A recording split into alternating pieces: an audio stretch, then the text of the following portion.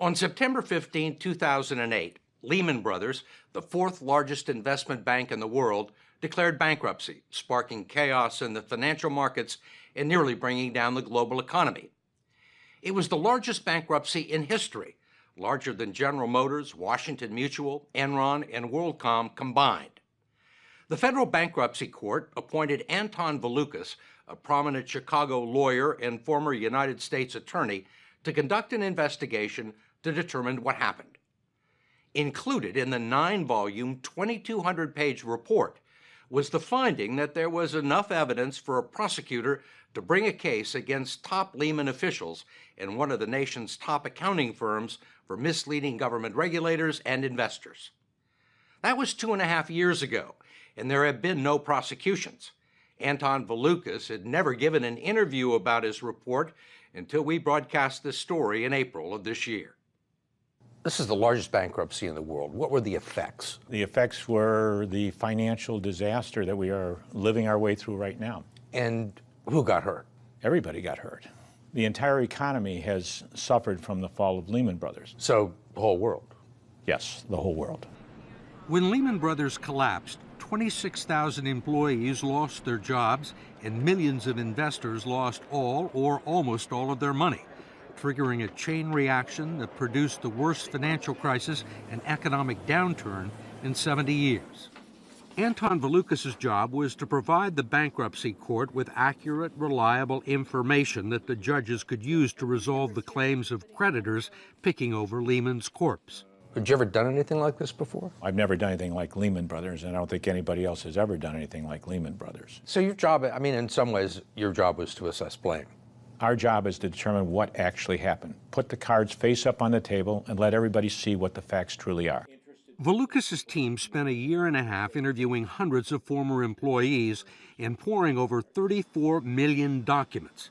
They told of how Lehman bought up huge amounts of real estate that it couldn't unload when the market went south, how it had borrowed $44 for every one it had in the bank to finance the deals, and how Lehman executives manipulated balance sheets and financial reports when investors began losing confidence and competitors closed in.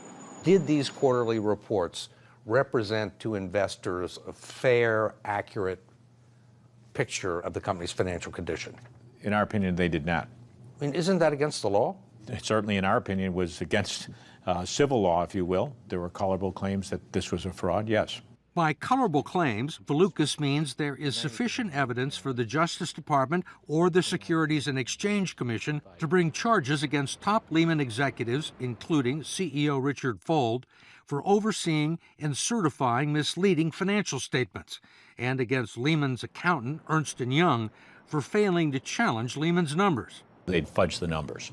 They would move what turned out to be approximately $50 billion of assets from the United States to the United Kingdom just before they printed their financial statements. And a week or so after the financial statements had been distributed to the public, that $50 billion would reappear here in the United States, back on the books in the United States. In the next financial statement, they would move it overseas again and file their report and then move it back. Right. It sounds like a shell game. It was a shell game. It was a gimmick.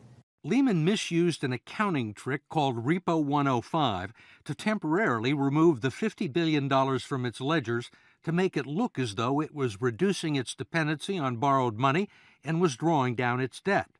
Lehman never told investors or regulators about it. This is really deception to make the company look healthier than it was. Yes. Deliberate? Yes. How are you so sure of that? Because we read the emails in which we observed people saying that they were doing it. We interviewed the witnesses who wrote those emails, or some of those emails, and asked them why they were doing it, and they told us they were doing it for purposes of affecting the numbers. Do you think Lehman executives knew that this was wrong? For some of them, certainly. There were concerns being expressed at high levels about whether this is appropriate, what happens if the street finds out about it. So, there was a concern that there's a real question about whether we can do this, or whether this was right or not. One of those people was Matthew Lee, who had been a senior executive at Lehman and the accountant responsible for its global balance sheet.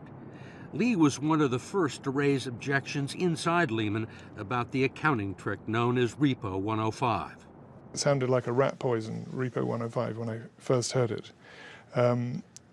So I investigated what it was. and I didn't like what I saw. Was there a point in which you saw the accounting principles employed by Lehman Brothers change? November 30th, 2007 was the end of our fiscal year, and I fully expected us, to make a loss that year, like everyone else. And when I saw we made money, it was a record year, in fact, I thought, that doesn't sound right. You knew the markets were doing badly, so why wasn't Lehman doing badly? And every time I found something and I went to my boss or whoever, no response. That was 10 months before Lehman Brothers went bankrupt. Lee's position required him to sign off on the accuracy of the firm's accounting practices every quarter. But in November of 2007, he declined to do it. By refusing to sign it, you were saying that you didn't believe the numbers, Correct. that this wasn't a fair and accurate representation of the financial condition of Lehman Brothers. Right. Something's up here. Why can't people answer my questions? Why has Repo 105 doubled? Give me an answer. Nothing was said. Lee continued to press people for more information, but nothing changed. And 4 months before Lehman collapsed, he sent this letter to Lehman's top executives. I've been telling you all year, I've been banging my head against the wall. I'm now putting it in writing. Says it requires me to bring to the attention of management conduct and actions on the part of the firm that I consider to be possibly unethical and unlawful. Yeah. What were you talking about specifically? Well, in that particular letter, I was general. There were so many specifics. I could have written laundry lists. What kind of a response did you get from this letter? It was like throwing a grenade. I wanted to wake somebody up, at least to address the topics. It worked. 6 days after he sent that letter, Matthew Lee was downsized, let go after 14 years. But Lehman executives couldn't ignore the letter and asked their accountants from Ernst & Young to interview Matthew Lee. And in those interviews, we have the notes, which are part of the report. He says very specifically, $50 billion repo transactions moving money off the balance sheet at quarter end. So our conclusion was Ernst & Young certainly knew it as of that time and did nothing with it. Valukas says Ernst & Young was legally bound to make sure that Lehman's audit committee and its board of directors knew about Lee's allegations of unethical and unlawful accounting practices, but they never did. Did the audit committee know? No. Did the board of directors know? No. Did Dick Fold know? Did Dick Fold know? Well, he says no. The only place Lehman CEO Richard Fold has publicly answered questions about his firm's bankruptcy has been in front of Congress. I have absolutely no recollection whatsoever of hearing anything about or seeing documents related to Repo 105 transactions while I was the CEO of Lehman. He said the same thing to me face to face. Do you believe him? There was evidence which would show that that's not accurate. The president of Lehman Brothers told us that, in fact, he had conversations with Dick Folt about this, and documents were shared with him which would reflect the Repo 105 transactions and how they were being used. Richard Folt's view on that was that he has no knowledge of it. You have other evidence that he did. A jury would have to decide who's telling the truth. But so far, there's been no jury to hear the evidence. Despite Valukas' findings and the supporting documents and testimony to back them up, the Securities and Exchange Commission has not brought any charges of any kind against former Lehman executives. For the past few months, we've made numerous requests to interview the SEC's head of enforcement. All of those requests have been declined. The Securities and Exchange Commission has not brought a case. No, they have not. Does that bother you? I'm not permitted to be bothered by that. My job was to set out the facts, lay it out. They have to make their own prosecutive decisions. There is one plausible explanation why the SEC hasn't gone after top Lehman executives. As it turns out, some of Lehman's most egregious accounting shenanigans took place right under the noses of government regulators. How closely was the SEC monitoring Lehman Brothers during this time? They were on premises. They were talking to the Lehman people daily. They officed there. It was not widely known at the time, but during the last 6 months of Lehman's existence, teams of officials from the SEC and the Federal Reserve took up residence inside the firm to monitor its precarious financial situation. They were inside the building when Matthew Lee wrote his letter to Lehman executives alleging unlawful accounting practices, and they were there when the practices took place. Valukas says the SEC also knew that Lehman was being less than truthful when it said that it had enough assets to survive the crisis. But that and other damaging information was never disclosed to investors, who continued to pump billions of dollars into the firm. Should it have been disclosed? Absolutely. Isn't the government, the SEC in this case, the people who are supposed to protect the investors? Yes. Aren't they charged with informing investors? Yes. Why didn't they do it? They may not have had the expertise necessary to understand the material they were receiving.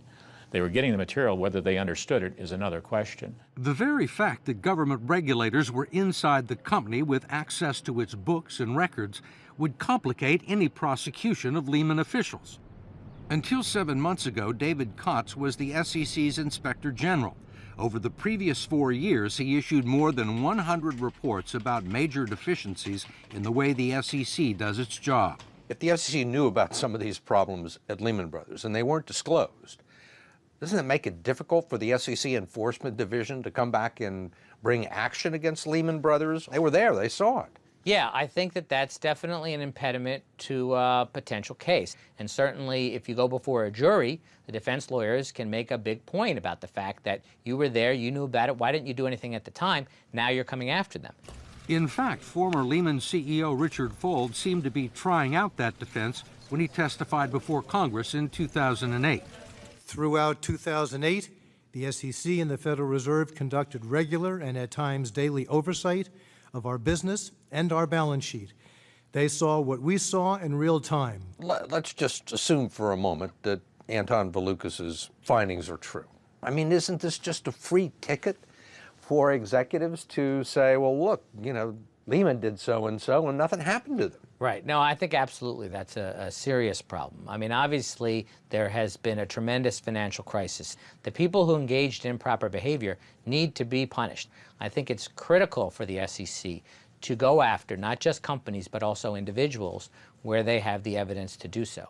When Lehman's bankruptcy was finally settled, there were claims against it for $370 billion. The creditors settled for about 20 cents on the dollar. Former CEO Richard Fuld now runs a consulting business in Manhattan. He lost most of his fortune and is embroiled in a raft of litigation, but is still a wealthy man. Most of his senior colleagues at Lehman have landed on their feet. Ernst & Young, Lehman's accounting firm, is now being sued by New York State for aiding and abetting a fraud. And Matthew Lee, the senior accountant who blew the whistle at Lehman, is still looking for work, unconvinced that much has changed in the world of finance over the last 4 years. You know, the entrepreneurs of Wall Street are continually getting more and more sophisticated, and they don't necessarily want regulators or auditors to fully understand what they're doing. Do you believe the balance sheets of big Wall Street firms if you read them now? These numbers are so big and the financial instruments are so complex that, you know, nobody stands a chance really of understanding. I'd have more fun investing in crap tables in Las Vegas than Wall Street firms.